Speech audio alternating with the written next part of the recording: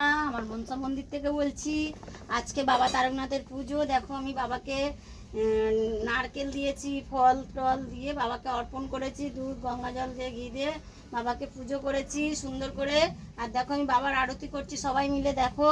আর সবাই বাবাকে প্রণাম করো নিজে নিজের মতন।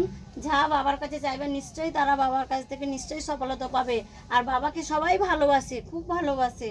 যে যেরকম পারবে বাবাকে জানাও, বাবার নিজেদের মনের কথা, নিজেদের অসুখ বিসুখের কথা সব কিছু বাবাকে জানাও।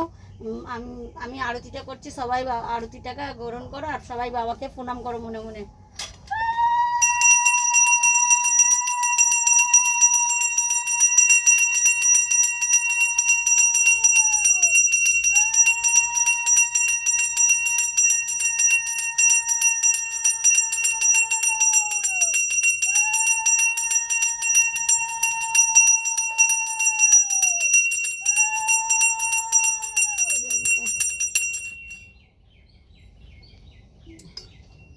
কেটে দিই।